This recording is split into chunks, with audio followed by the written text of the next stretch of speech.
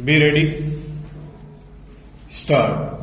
The plaintiffs are the appellants before this court. Stop. The plaintiffs had filed a suit for injunction claiming themselves to be in possession of a vacant land and sought for mandatory injunction for removal of construction made by defendants 1, 2, 3. Stop. The plaintiffs claimed that the defendants usurped the possession of the other portion also during the pendency of the suit. Stop.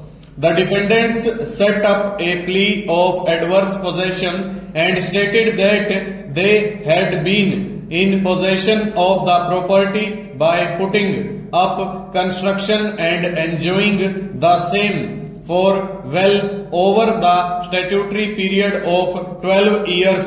Stop. The suit was originally decreed and the defendants preferred appeals in CA number 44 of 2012 and civil appeal number 21 of 2012. Stop.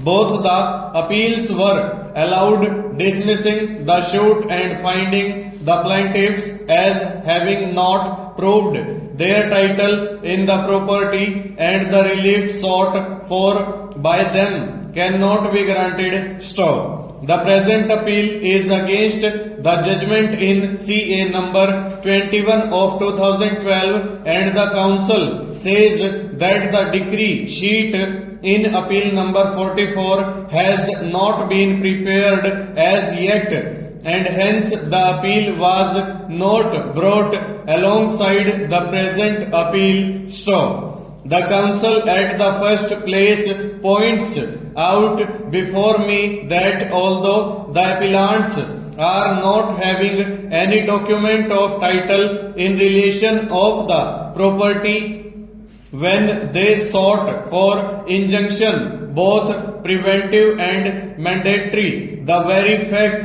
that the defendants were making an assertion of right of adverse possession meant that there was an admission of the plaintiff's right. Stop. The court ought to have therefore decreed the suit. Stanza.